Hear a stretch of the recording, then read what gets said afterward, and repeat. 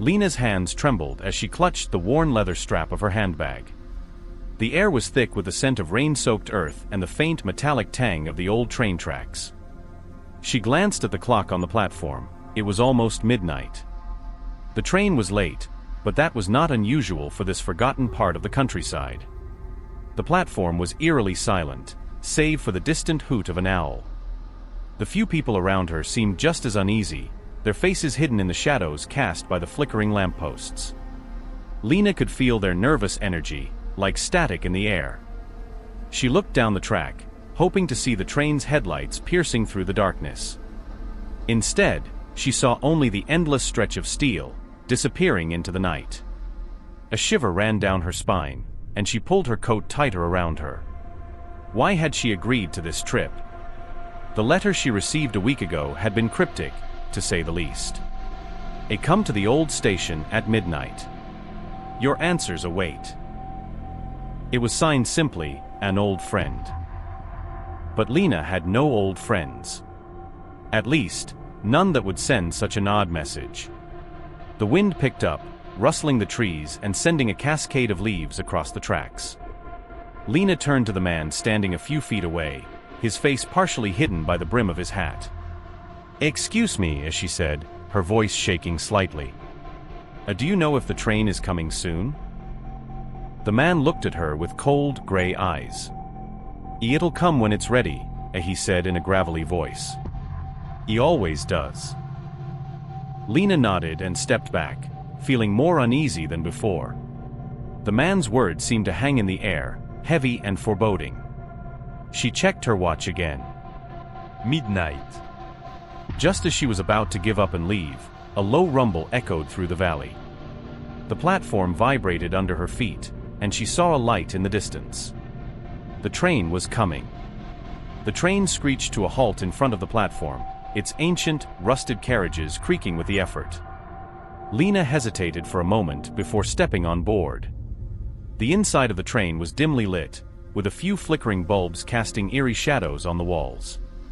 She found an empty compartment and sat down, trying to calm her racing heart. As the train started moving again, Lena noticed something strange. The other passengers, who had seemed nervous on the platform, now appeared almost lifeless, their faces blank and eyes staring vacantly ahead. A sense of dread settled over her. The compartment door slid open, and a tall, thin man in a conductor's uniform stepped inside. His eyes were dark and hollow, and his smile sent chills down Lena's spine. "A ticket, please," he said, his voice echoing unnaturally. Lena handed him her ticket, her hand shaking. The conductor looked at it for a moment, then back at her. "Enjoy your journey," he said with a grin that didn't reach his eyes. "You're in for quite a ride." Lena watched as the conductor moved on to the next compartment. The train seemed to pick up speed, the rhythmic clatter of the wheels on the tracks echoing in her ears.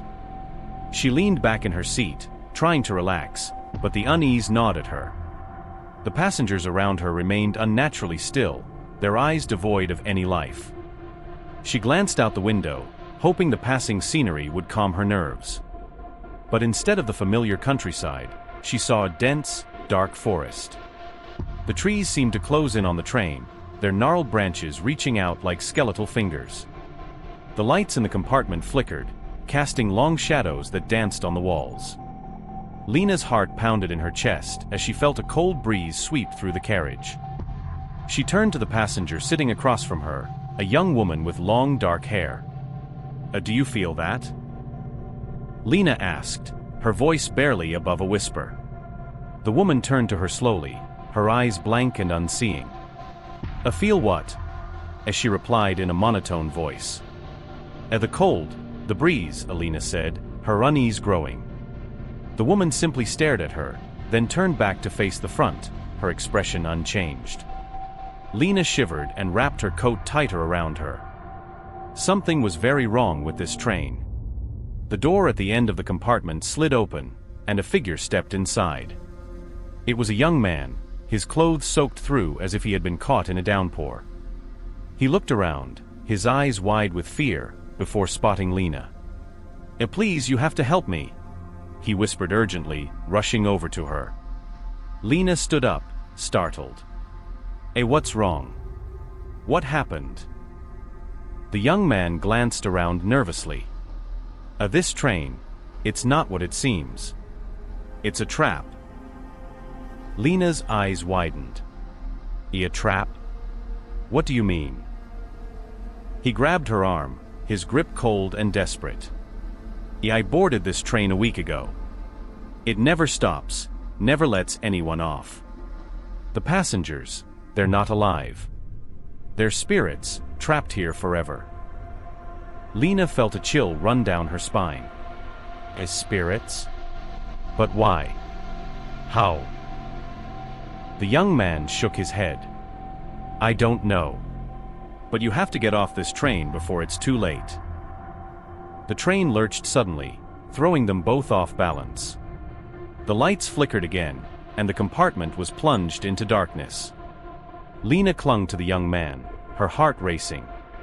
When the lights came back on, the young man was gone. Lena looked around frantically, but there was no trace of him. The other passengers remained motionless, as if nothing had happened. She sank back into her seat, her mind racing. Was she losing her sanity? Or was the young man's warning true? The train continued its relentless journey through the night, the rhythmic clatter of the wheels now a sinister soundtrack to Lena's growing fear. She tried to focus, to make sense of the young man's warning, but her thoughts were a jumbled mess. Suddenly, a voice crackled over the intercom. "And next stop, Ravenswood. Please prepare to disembark." Lena's heart leaped. Ravenswood was her destination, the place mentioned in the cryptic letter. But the young man's warning echoed in her mind. Could she really trust that this stop would be any different? The train slowed down, and Lena peered out the window. The station was dark and deserted, shrouded in mist. As the train came to a halt, she hesitated for a moment before deciding to get off. She had to find answers, and staying on the train seemed more dangerous. She stepped onto the platform, the air cold and damp. The train doors closed behind her with a heavy thud, and the train started moving again, disappearing into the fog. Lena was alone. She took a deep breath and looked around.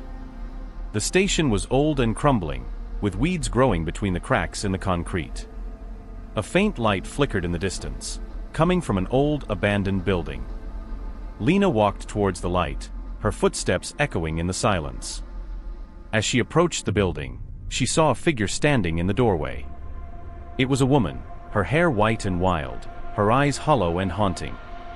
"A welcome to Ravenswood," the woman said in a voice that sent chills down Lena's spine. "We've been expecting you." Lena stopped in her tracks, her heart pounding. "Who are you?" as she asked, her voice trembling. The woman smiled, a sad, eerie smile. "I'm Eliza. I used to live here a long time ago." Lena's mind raced. "At the train, what's happening? Why are the passengers?" Eliza's smile faded. This place is cursed. The train, it collects souls. Souls of those who have lost their way, who are searching for something they can't find. They become trapped, unable to move on. Lena felt a surge of fear. But why me? Why was I brought here?"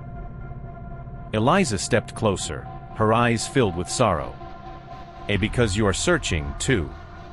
You are looking for answers, for closure. The train sensed your need, and now you are part of its journey." Lena shook her head, tears welling up in her eyes. But I don't want to be trapped.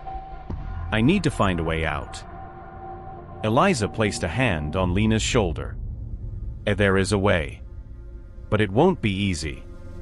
You must face your fears, confront the darkness within. Only then can you break free." Lena nodded, determination replacing her fear. "I'll do whatever it takes." Eliza smiled again, a glimmer of hope in her eyes. "Then follow me. Your journey is just beginning." Eliza led Lena through the misty streets of Ravenswood, the town seemingly frozen in time. The old buildings loomed like silent sentinels, their windows dark and empty.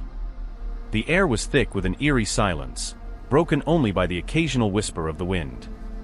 As they walked, Eliza spoke of the town's history. Ravenswood had once been a thriving community, but a tragic accident had changed everything. A train derailment, many years ago, had claimed the lives of dozens of passengers. Since then, the town had been abandoned, left to decay. The spirits of those who died that night never found peace, Eliza explained. They are trapped, bound to the train that brought them to their doom. And now it seems you are bound as well. Lena shivered, the weight of Eliza's words settling heavily on her shoulders.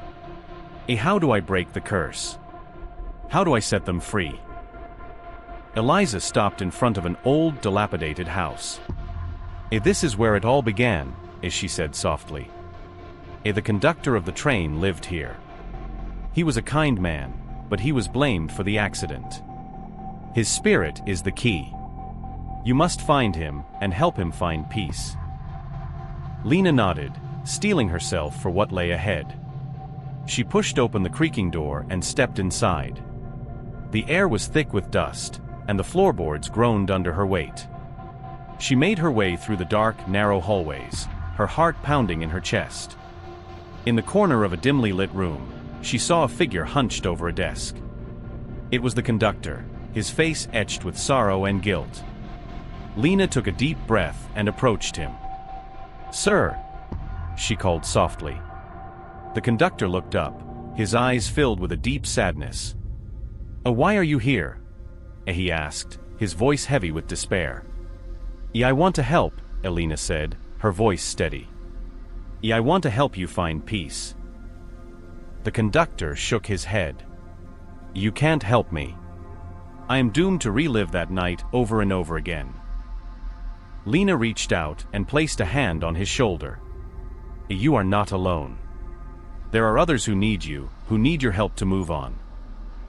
The conductor looked at her, a flicker of hope in his eyes.